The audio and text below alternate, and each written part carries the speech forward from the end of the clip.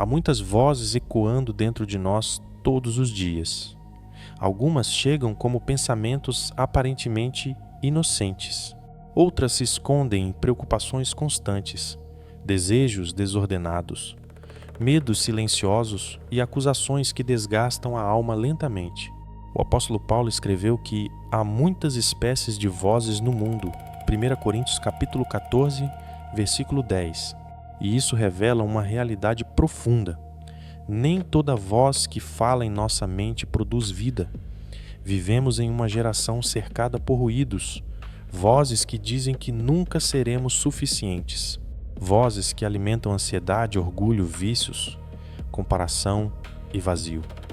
Vozes que tentam redefinir nossa identidade longe da verdade de Deus. E o mais perigoso é que muitas delas não chegam como escuridão evidente, mas como pensamentos repetitivos que parecem normais depois de um tempo. A mente humana é um campo de batalha invisível. O cérebro é físico, mas os pensamentos moldam emoções, decisões e destinos espirituais. Por isso, tantas pessoas carregam guerras internas que ninguém vê. Há quem sorria por fora enquanto, por dentro, é consumido por acusações, culpa e confusão. Mas em meio a tantas vozes, existe uma voz. A voz de Cristo não produz tormento, produz paz. Não gera confusão, gera direção.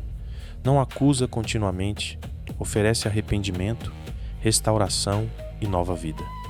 Enquanto as trevas tentam aprisionar a mente humana em ciclos de medo e mentira, Jesus chama as pessoas para a luz, porque somente na luz enxergamos quem realmente somos. Muitos estão cansados mentalmente porque passaram anos ouvindo vozes erradas, vozes do passado, vozes de rejeição, vozes de traumas, vozes de uma cultura que ensina a alimentar o ego enquanto a alma morre silenciosamente. Cristo continua chamando: venham para a luz, porque quando a luz de Jesus entra, ela revela, cura e transforma. A luz não apenas expõe as sombras, ela devolve sentido àquilo que estava perdido dentro de nós. Talvez o maior perigo espiritual não seja apenas ouvir as vozes erradas, mas se acostumar com elas a ponto de achar que são a própria identidade. Por isso, proteja sua mente. Vigie aquilo que alimenta seus pensamentos. Nem toda ideia merece abrigo dentro de você. Nem toda voz merece autoridade sobre sua alma. Existe uma diferença entre a voz que aprisiona e a voz do bom pastor. Uma gera peso, a outra gera vida. E talvez hoje seja o dia de silenciar os ruídos do mundo para finalmente ouvir aquele que nunca falou para destruir você, mas para restaurar aquilo que o mundo, o pecado e as trevas tentaram roubar. Eu sou a luz do mundo, quem me segue não andará em trevas, mas terá a luz da vida. João 8:12. Nesse ponto chegamos à conclusão sobre o que Paulo falou em Coríntios. O cérebro é físico, mas a mente é espiritual. Os espíritos malignos usam pensamentos e sugestões para bombardear as pessoas 24 horas por dia. Ao falarmos sobre prisões espirituais, muitas pessoas imaginam o mal apenas como caos, impulsividade ou desordem. Mas a própria Escritura revela algo mais profundo e assustador. Existe inteligência por trás das trevas.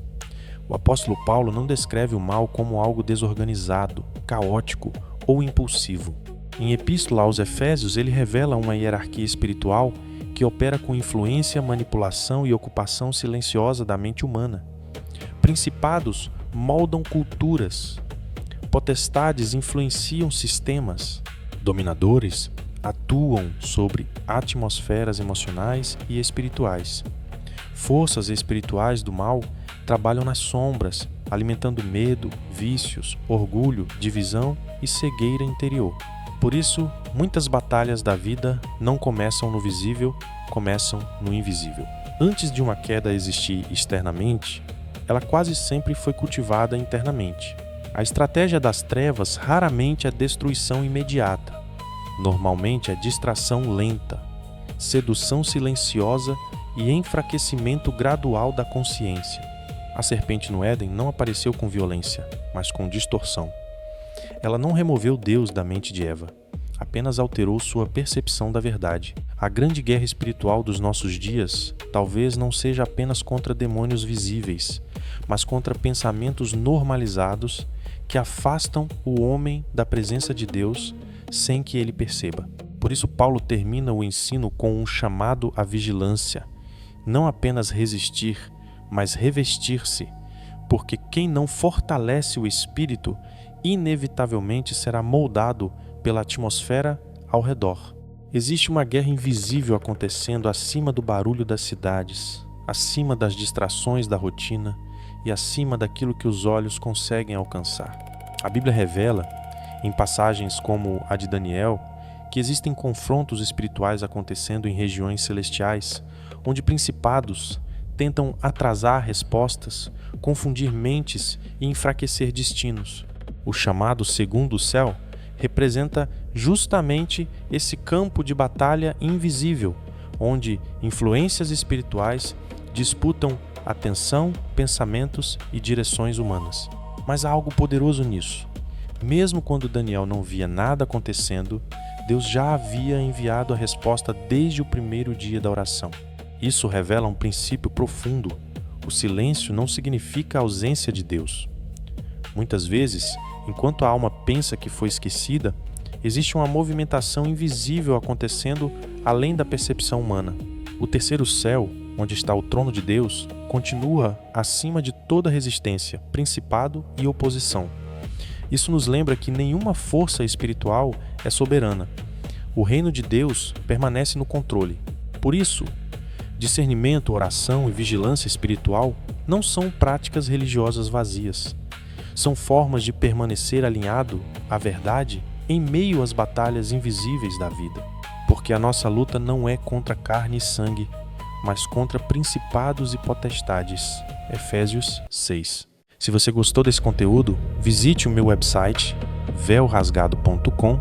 Aqui você vai encontrar os nossos livros e, em especial, O Veneno da Serpente, meu testemunho de libertação do alcoolismo. Clique no livro do Veneno da Serpente e vá até a nossa comunidade do School para adquirir os nossos livros digitais, estudos bíblicos exclusivos e muito mais novidades. Te vejo lá.